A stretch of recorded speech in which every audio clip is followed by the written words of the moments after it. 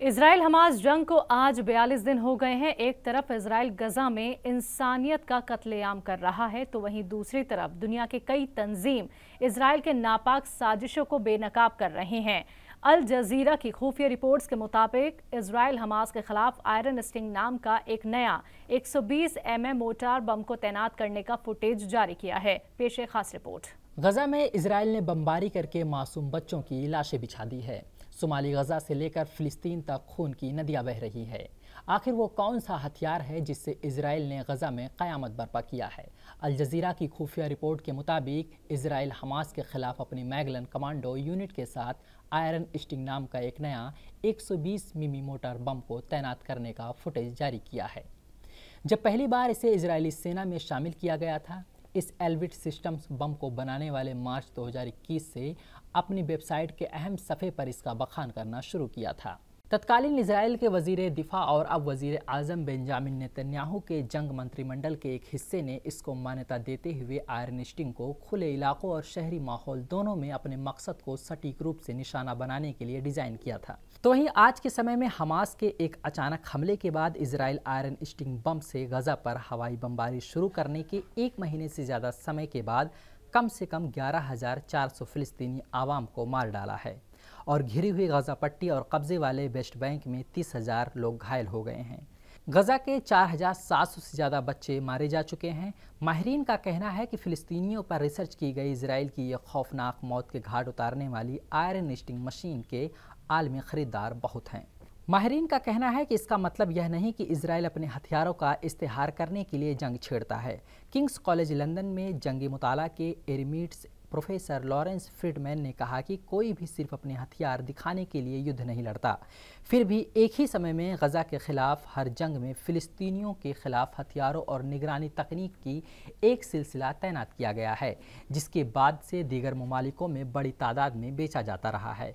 Freelancer, सहाफ़ी और मुसन्निफ़ Antony लोवेनेस्टीन ने कहा कि फ़िलिस्तीन इसराइल के लिए एक प्रयोगशाला है जिसमें वह टेस्ट करके हथियारों को दुनिया भर में बेचता है, जिसकी आमदनी इसराइल देश के कुल आमदनी से ज़्यादा है।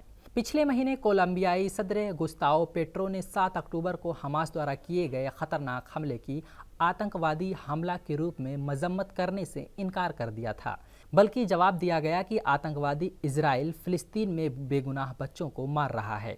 इसके जवाब में इजरायली सरकार ने लैटिन अमेरिकी मुल्क को दिफाई और हिफाजती सामान की सभी तिजारत पर रोक लगा दी है। कोलंबिया 130 देश में से एक है जो दुनिया के 10वें सबसे बड़े हथियार, बम और साइबर जासूस तकनीक की तलाश इजराइल से करता है। गजा में मौजूद अल-मेज़ान सेंटर फॉर मैरियन राइट्स के एक रिपोर्ट में यह दावा किया गया कि हार्मिस 450 और हार्मिस 900 दोनों का उपयोग इजराइल के 2014 के जंग ऑपरेशन एसेसिव एज में बड़े पैमाने पर किया गया था, जिसके दौरान 37% सर्जेंट मैसाचुसेट्स के लिए जिम्मेदार ठहराया गया था। अल जजीरा ने अपने एक रिपोर्ट में दावा किया कि इस मामले में हमारी टीम ने एल्बिट सिस्टम से संपर्क किया, लेकिन कोई जवाब नहीं दिया गया। 2019 में एमनेस्टी इंटरनेशनल की एक रिपोर्ट में कहा गया कि इसराइल द्वारा हथियार बेचने की पूरे अमल को राज रखा गया है। बिक्री का कोई दस्तावेज नहीं होने की वजह से कोई नहीं जान सकता कि ये हथियार कब बेचे गए हैं, किस कंपनी द्वारा बेचे गए हैं और कितने रुपए में बेचे गए हैं। इसराइल ने इन्हीं हथियारों के साथ गजा में इंसानियत के खिलाफ जुल्म किया है।